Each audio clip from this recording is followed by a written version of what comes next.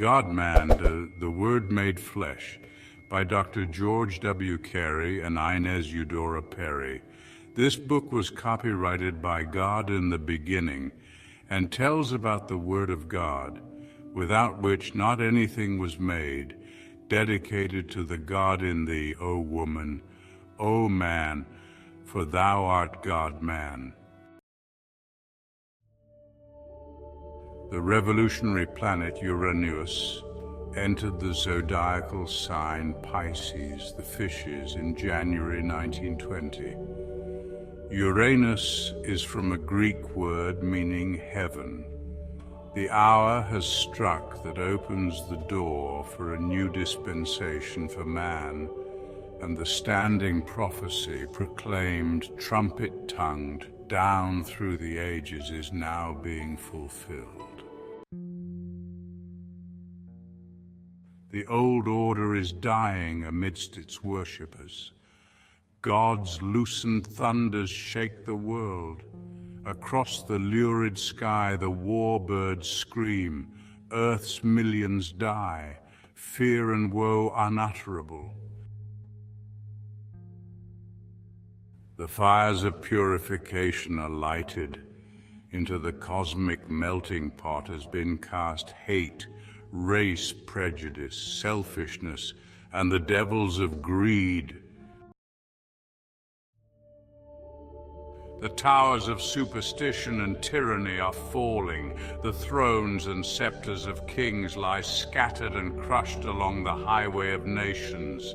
Pride has fallen from its insecure pinnacle of shame. The rich are terror-stricken. Their silver has been cast into the street. Their gold has been removed from them. The merchants of the earth weep and mourn, for no man buyeth their merchandise. The churches are in panic, the liquor power rages, the gambler is terror-stricken. The grafting politician seeks a hiding place and finds none. The briber flees when no man pursueth. The priest and preacher pray, but no help comes, for they too must be judged.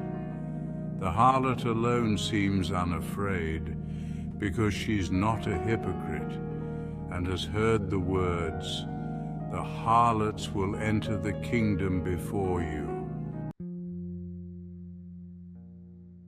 Mankind has gone to the limit of animalism. The soul walks forth naked and ashamed. It is high noon of the judgment day. Written in 1916.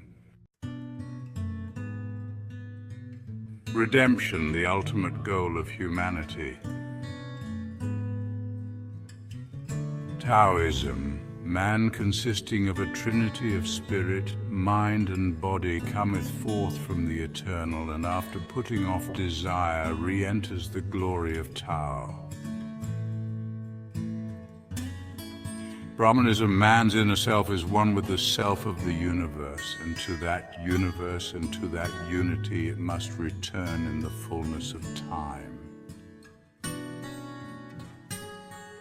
Buddhism, man, fundamentally divine, is held in the three worlds by desire. Purification from desire leads the man to nirvana. Hebrewism, man came into being through emanation from the will of the king, therefore is divine. Egyptian teaches the divinity of man, Osiris, as his source.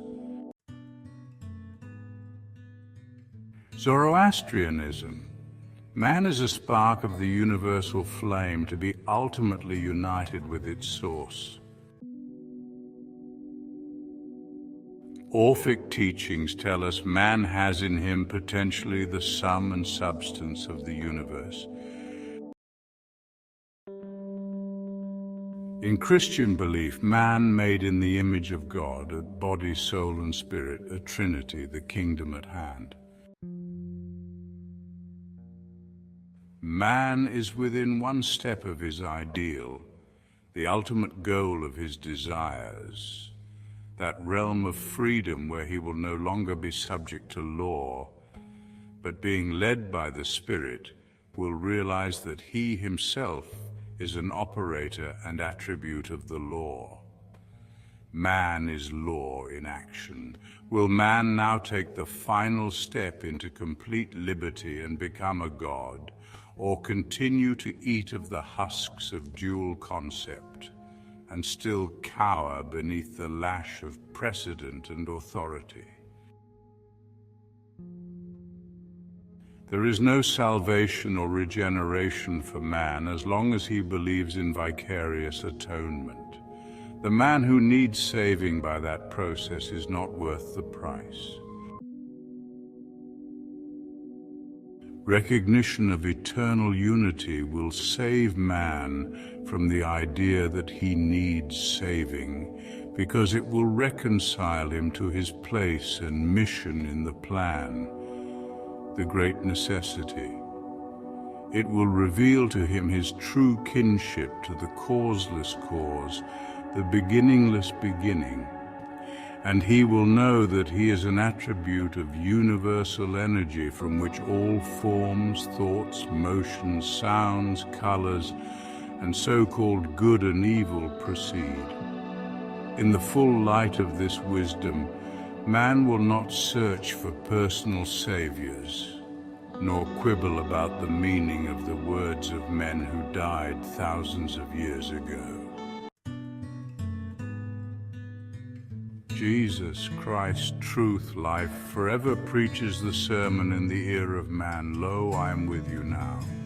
He that confesseth not that Jesus Christ is come in the flesh, the same is an antichrist.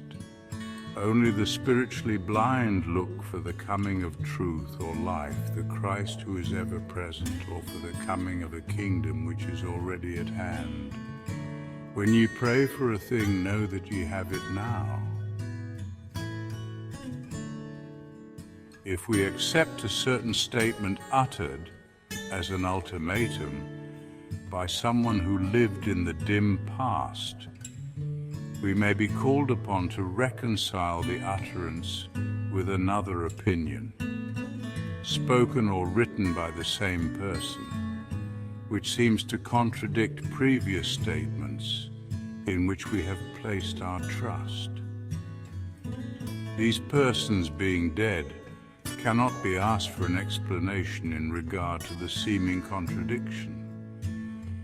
If they could, they might respond as Walt Whitman did when a critic hinted that the good grey poet contradicted himself. Do I contradict myself? Then I contradict myself. I am large, I contain multitudes. We must consider the facts that the opinions uttered by men in past ages extend over a period of years, during which time empires rose and fell, and new concepts of life, due to planetary and zodiacal changes, obtained recognition. Thus, radical changes occurred in the social, religious, scientific, and industrial world. Viewing the question in this light, need we wonder that the seers and sages, saints and scientists of the past should sometimes contradict themselves? Are we today so very consistent? Do we not enact what we call sacred laws, immediately violate them, and carry the case to the court of last resort and get the sacred law repealed? We have had high and low tariff, bimetallism and gold standard, and our great statesmen valiantly upheld the free coinage of silver in the year 1895. And in 1896, these same captains of finance declared through the public press that free coinage of silver would destroy civilization, tear down the pillars of Hercules, and wrench the stars from their cosmic thrones.